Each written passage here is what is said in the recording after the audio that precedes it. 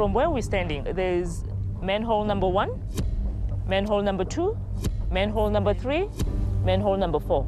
All of them are overflowing. From sewage-drenched streets to dilapidated classrooms and non-existent facilities. Because of whatever was eaten, it remained a hole. All of them multi-million rand state-funded projects linked to a well-connected businessman.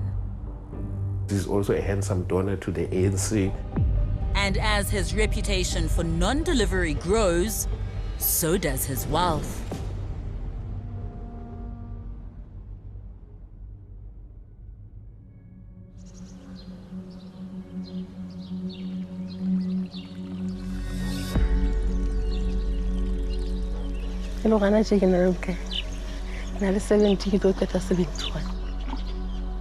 𝗃𝗁𝗃𝗃 has lived in Vicksburg in the Free State for the last 10 years.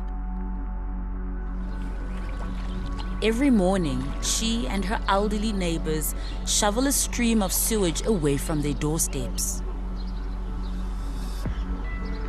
The overflowing sewage is the result of a ballooning population and vandalized infrastructure. Not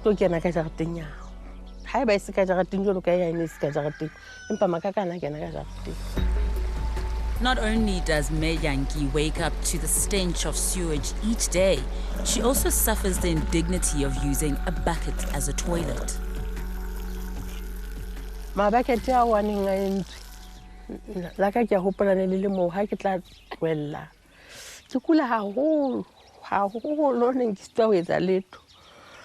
Another 2 months.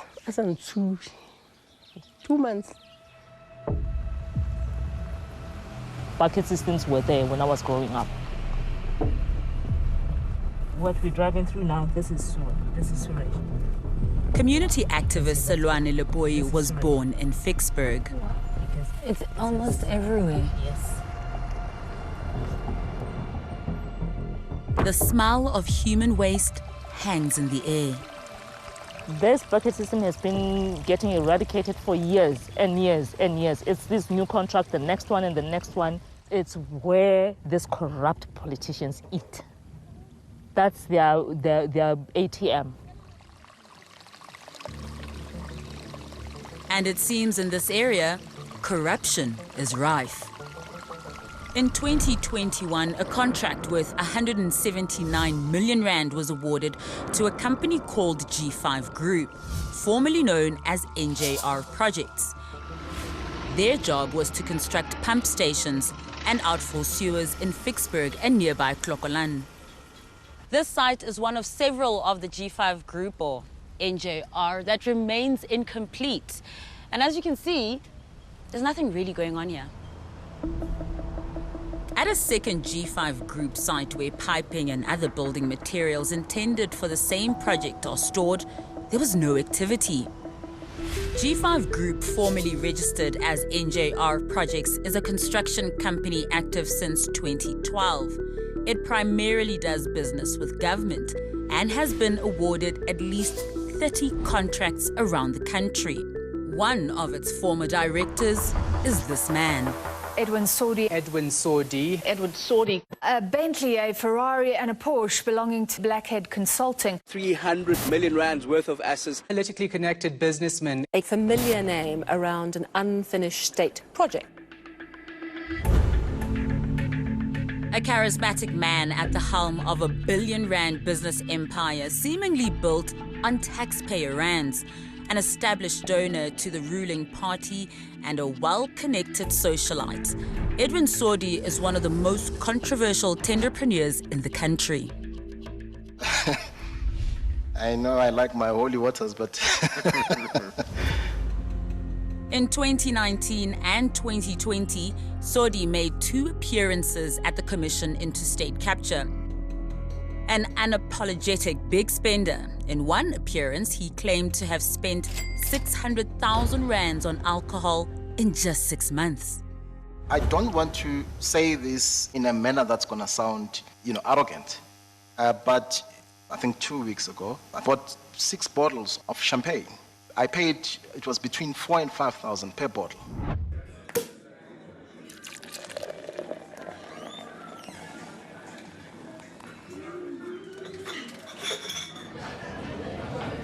Champagne. It's a metaphor for success, a life lived in luxury. For many people, it's a treat achieved through hard work and quite a bit of saving. But for others, especially those with contacts in all the right places, a tender is all it takes to secure yourself a ticket to the good life.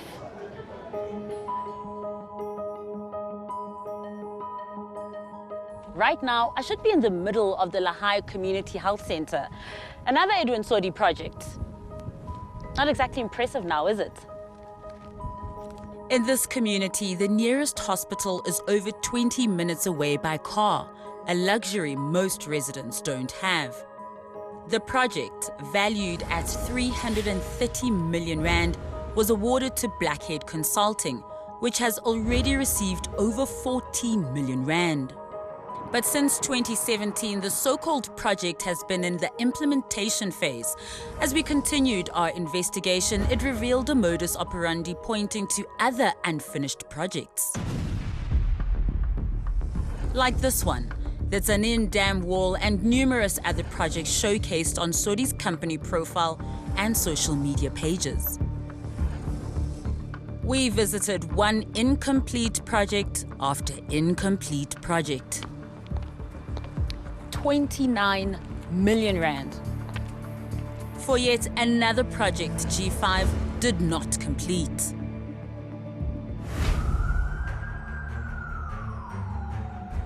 In September 2020, Sodi was arrested by the Hawks and charged with corruption, fraud and money laundering related to a 255 million rand tender to eradicate asbestos in the Free State. His co-accused is former ANC Secretary General and former Free State Premier 𝗃𝗃𝗿𝗆, who insists there is no evidence against him. It's pretty obvious that the contract was awarded under mysterious circumstances, in the sense that there was no open tender process. Mawande Amashabalala is a political journalist. He's been on Sodi's trail for years. He is a very smart, sophisticated guy, which I believe is the reason up to this day, much as he's been charged, there's not much that has moved in that particular case. At the time of his arrest, Sodi's multi-million rand assets were seized, but he continues to live a life of luxury. Meanwhile, additional state funds are depleted on new contractors assigned to complete projects his companies failed to deliver. He recently celebrated his 50th birthday at his multi-million rand mansion in Bryanston. It's one of at least 21 multi-million rand properties owned by Sodi's trust. He's also a handsome donor to the ANC. There's suspicion that he is also a donor to people who are leaders of the ANC. According to bank statements revealed at the Zondo Commission, 𝗃𝗃 Consulting made significant payments in the names of high-ranking politicians.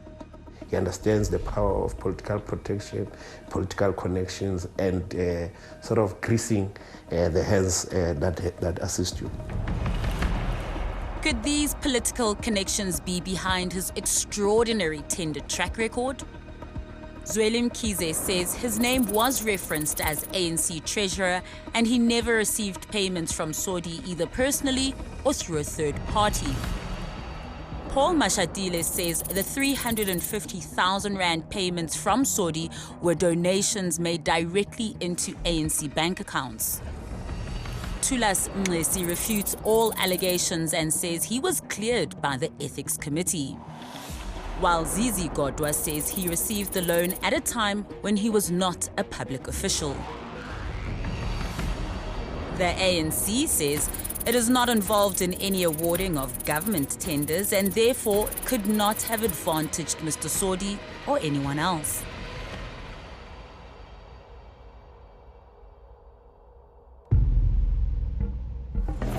In May last year, a deadly cholera outbreak swept through Hammanskraal outside Pretoria, killing over 40 people. This was one of Sodi's contracts.